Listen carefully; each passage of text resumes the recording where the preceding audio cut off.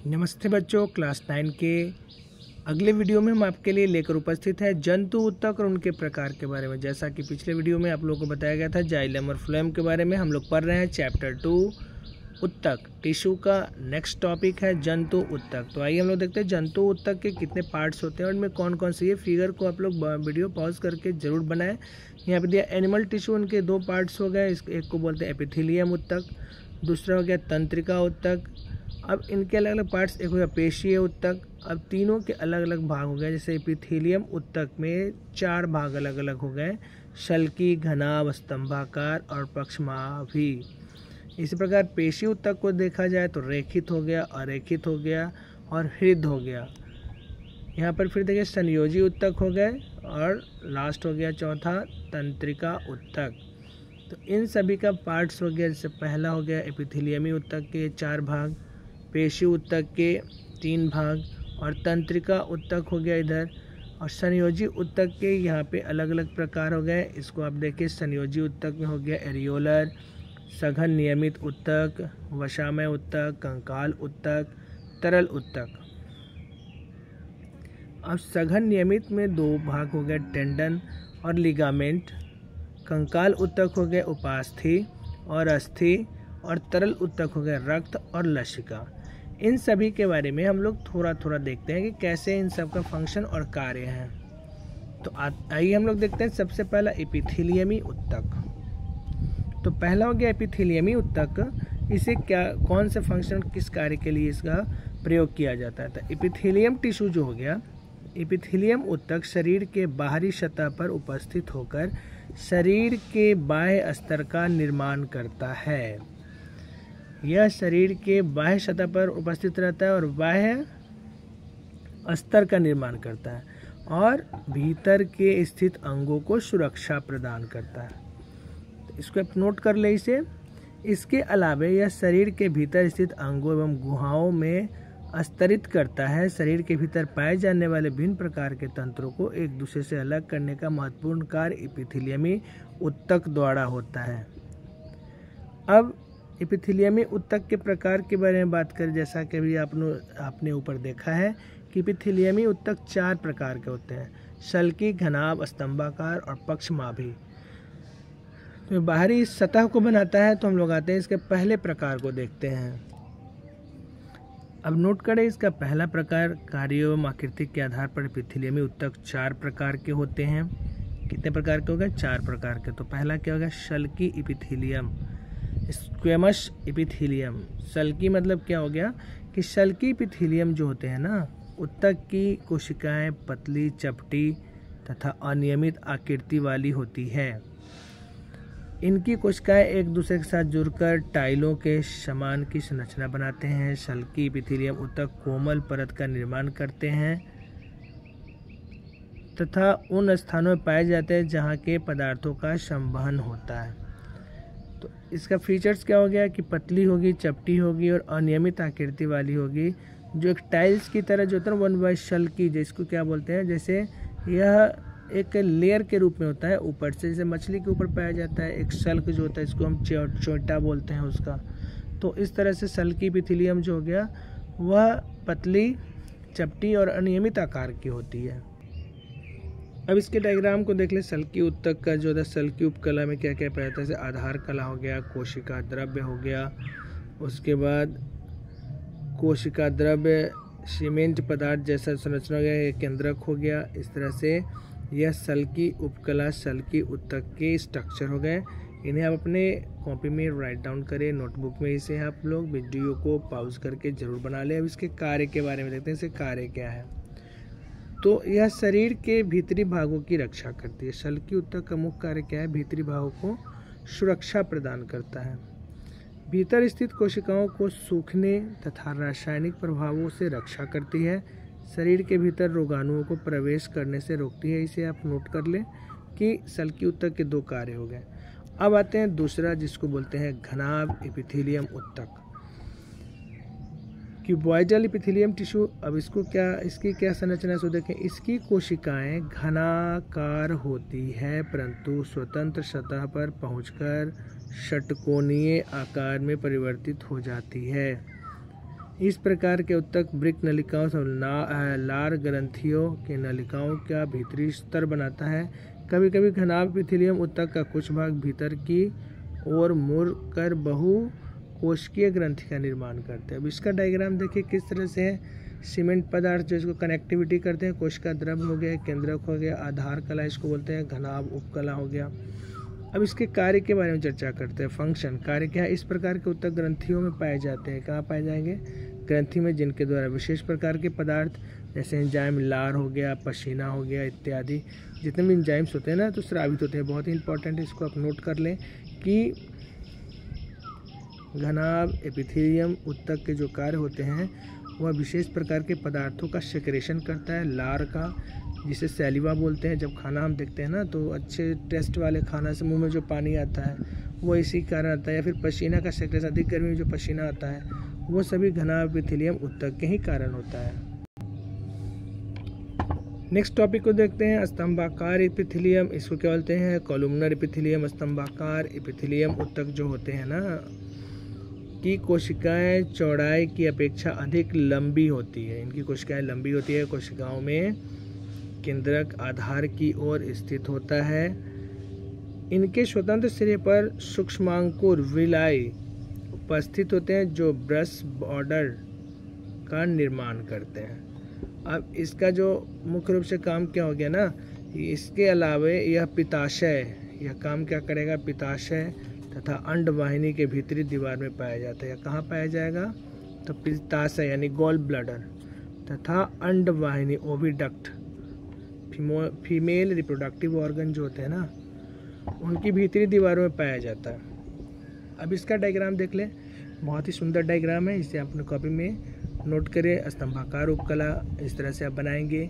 यह केंद्रक हो गया, यह आधार कला हो गया और यह स्तंभाकार कोशिका हो गया। और इसी तरह का ये पार्ट्स पूरे बने रहते हैं जिसे हम बोलते हैं स्तंभाकार एपिथेलियम।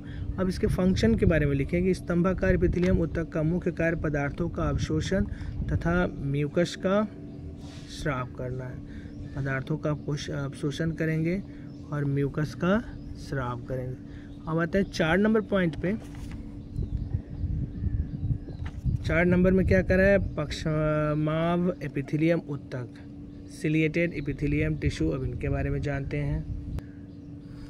अब यह देखिए, जब स्तंभाकार एपिथेलियम ऊतक के स्वतंत्र सतह पर बाल के समान की संरचनाएं उपस्थित होती है, जी हाँ, बाल के समान की रचनाएं जब उपस्थित होगी तो इन्हें पक्षमाभ एपिथेलियम क्या बोलेंगे? पक्षमाभ एपिथेलियम ऊतक।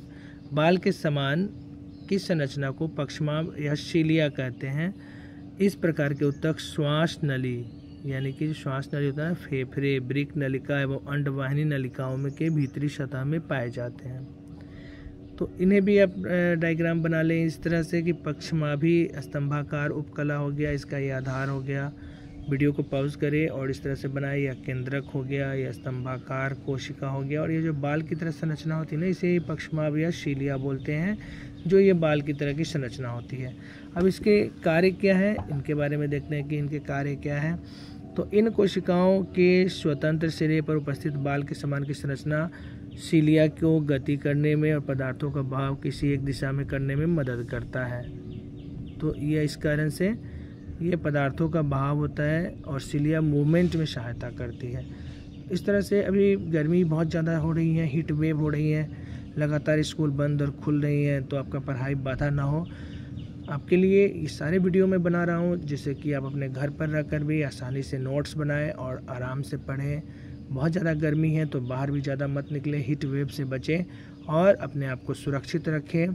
पानी खूब पिए, ORS घोल भी पिए, नींबू पानी का इस्तेमाल भी करें और आवश्यकता पड़ने पर ही घर से बाहर निकले। ये सारी सुरक्षात्मक जो भी मेथड्स हैं उनके ज़रूर इस्तेमाल करना चाहिए और हमें हीट वेव से बचना चाहिए। तो इन सभी को आप नोट कर ले, अपने नोटबुक में नोट करते चलें। आगे देखते हैं हम लोग,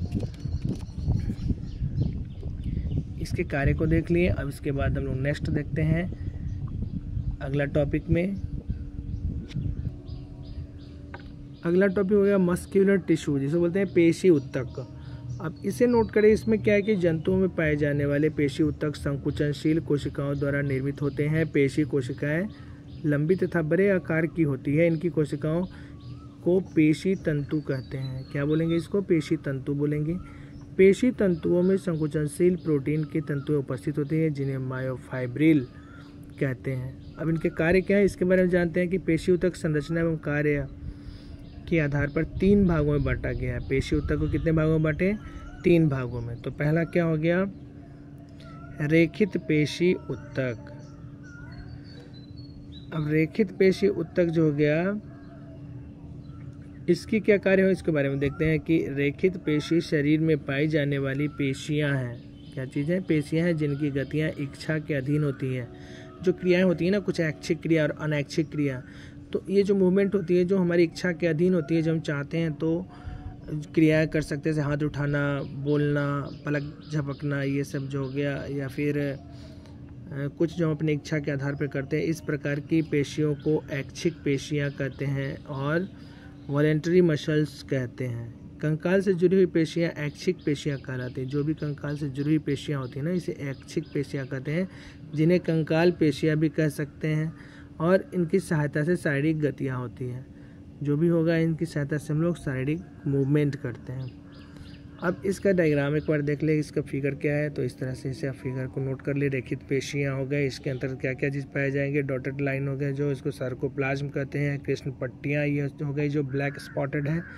बीच में केंद्रक पाया जाता है। पेशी चोल हो गए और पेशी तंतु हो गए। इस तरह से इस डायग्राम को अपने कॉपी में राइट डाउन करें, वीडियो को पॉज करें और इसे आप बना लें। अब आते हैं हम लोग नेक्स्ट की तरफ। इसके कार्य क्या हो गए? पेशी ऊतक के कौन कौन से कार्य हो गए? तो कार्य के बारे में बात किया जाए तो पेशीय ऊतक के जो रेखित पेशियां मुख्य रूप से पैरों, हाथों, चेहरा, गर्दन, जीवा, डायफ्राम इत्यादि में उपस्थित होते हैं, जिनके द्वारा प्रचलन एवं शरीर की अनऐच्छिक गतियां होती है। तो ऐच्छिक क्रिया जो हम करते हैं, जो हमारी इच्छा पर डिपेंड होती है ना, वो सारे पेशीय रेखित पेशी ऊतक द्वारा होता है। और इस तरह से इसके कार्य को लिख लें। अगले बिंदु की तरफ बढ़ते हैं। और रेखित पेशियां स्मूथ मसल्स जो होते हैं, और रेखित पेशियों को चिकनी पेशी भी कहते हैं या अनैच्छिक पेशियां कहते हैं। जो हमारे जिसमें हमारा कमांड नहीं होता ना, उसे अनैच्छिक पेशी कहते हैं। और रेखित पेशियों की संरचना लंबी व स्पीडल के आकार की होती है। इन कोशिकाओं के कोशिकाद्रव्य में एक केंद्रक न्यूक्लियस उपस्थित होता है। इनमें गहरी तथा हल्की रंग की धाड़ियाँ नहीं पाई जाती हैं। कोशिकाद्रव्य में मायोफाइब्रिल उपस्थित होते हैं। इस तरह से यह हो गया चिकनी पेशी ऊतक। इसका डायग्राम बहुत ही सरल है, आप आसानी से बना सकते हैं। सैक्रोप्लाज्मा, पेशी चोल इसको बोलेंगे, यह आपका केंद्रक हो गया। ये पेशी तंतु इस तरह से बोलते हैं। चिकनी पेशी कोशिकाएं जो अनैच्छिक क्रिया, जैसे हम लोग श्वसन करते हैं या फिर खांसना, छींकना इत्यादि, जो अनैच्छिक क्रिया जिस पर हमारा कमांड नहीं होता है, धड़कन, हृदय स्पंदन, ये सब जो भी हो गए ना, ये सारी अनैच्छिक क्रिया हो गई। तो इसके बारे में हम लोग जाने और इस तरह से इसका भी आप अपने कॉपी में राइट डाउन करें। इसके कार्य के बारे में जानते हैं कि इसके क्या कार्य हैं। तो पेशीय ऊतक के द्वारा जो शरीर में अनैच्छिक गतियां होती हैं, देखिए पहले ही आपको बताया कि शरीर की अनैच्छिक गतियां जो होती हैं ना, जैसे आहार नाल में क्रमानुकंचन गतियां, मूत्राशय यूरिनरी ब्लैडर, पित्ताशय तथा जनन नलिकाओं में होने वाली गतियां अनैच्छिक गतियों के उदाहरण हैं। जो गति हमारी इच्छा के अनुकूल ना हो और अपना सिस्टमेटिक कार्य करे, उसे अनैच्छिक गति कहते हैं। तो ये सब इनके एग्जाम्पल्स हो गए। अब हम लोग आते हैं नेक्स्ट टॉपिक पे। अगला महत्वपूर्ण बिंदु है हृदय पेशियाँ, कार्डिक मसल। हृदय पेशियाँ विशेष प्रकार की पेशी ऊतक है जिनकी कोशिकाएं जीवन भर बिना थके हुए लगातार संकुचनशील अवस्था में रहती हैं। हृदय में जो पाई जाती है ना, फ्रॉम बर्थ टू डेथ, जो लगातार क्रमबद्ध बिना थके हुए संकुचनशील होते हैं, उसे हृदय पेशियाँ कहते हैं। हृदय पेशियाँ जो होते हैं ना, हृदय पेशियों में रेखित एवं अरेखित दोनों प्रकार की पेशियों के गुण पाए जाते हैं। हृदय पेशियाँ लंबी तथा शाखित तनुओं के द्वारा बने होते हैं, जिनकी शाखाएं आपस में मिलकर जालनुमा संरचना का निर्माण करती है। और इनकी कोशिकाओं में गहरे एवं हल्के रंग की धाड़ियाँ पट्टिका पाई जाती है। क्या पाई जाती हैं? हल्के रंग की धाड़ी और पट्टिका पाई जाती है। इनमें कोशिका द्रव्य में एक केंद्रक तथा मायोफ्रिल तंतुएं उपस्थित होती हैं। हृदय पेशियाँ जो होती है ना, हृदय में पाई जाने वाली पेशी कोशिकाएं हैं, जिनके अंतर कोशिकीय स्पेस में रक्त कोशिकाओं का जाल होता है, ब्लड कैपिलरीज में बंडल आता है जो हृदय में रेस्पिरेशन जो करते हैं, श्वसन क्रिया करते हैं, तो यह क्रमानुकंचन, संकुचन और फैलाव करते हैं। इसके डायग्राम को आप बना ले, बहुत ही सरल और बहुत ही रोचक है। सार्कोप्लाज्म से बोलेंगे, यह हो गया आपका केंद्रक, अंतर्विष्ट डिस्क हो गया, पतला पेशीचोल हो गया, शाखित तंतुरेशे हो गए, ये हृद पेशियाँ हो गए जो बिना थके हुए संकुचनशील होते हैं। और इसके कार्य के बारे में देखिए, इसके कार्य क्या है कि हृद पेशियों द्वारा हृदय संकुचनशील अवस्था में बना रहता है, जिससे शरीर के विभिन्न भागों में रुधिर का वितरण होता है। इस तरह से हम लोग हृद पेशियाँ को जाने, और अगले वीडियो में हम लोग संयोजी ऊतक के विषय में जानेंगे। वीडियो आपको कैसा लगा, लाइक, सब्सक्राइब और शेयर करना ना भूलें। आप इसे नोट्स बनाते चले, वीडियो को पॉज करें और ये सभी को जितने भी अंडरलाइन पॉइंट है और जो भी समझाया गया है, इसे 1 by 1 सीक्वेंस में आप एक नोट्स तैयार कर ले, और नोट्स तैयार कर हमें कमेंट भी ज़रूर करें कि आप इसका नोट्स बना रहे हैं। हम आपके कमेंट का इंतज़ार करेंगे। इसके बाद हम क्वेश्चन आंसर भी देखेंगे, क्योंकि स्कूलें खुल रही है, बंद हो रही हैं, इस तरह से स्कूलों का खुलना अप्स डाउन लगा हुआ है, तो हम इन चीज़ों का लाभ उठाएं और आसानी से नोट्स बनाएं और कंटिन्यूटी, अपने पढ़ाई की कंटिन्यूटी को बनाए रखें। हीट वेव से भी बचें, खूब नींबू पानी पिए और जितना हो सके सिंपल भोजन करें। तरल लिक्विड वाले जितना भोजन है उसका हम लोग ज़्यादा से ज़्यादा सेवन करें, अपने आप को सुरक्षित रखें। इन्हीं शुभकामनाओं के साथ गुंजन सर मैं हमें दीजिए इजाज़त। आपका दिन शुभ हो। मिलते हैं अगले वीडियो में, तब तक के लिए नमस्कार, थैंक यू।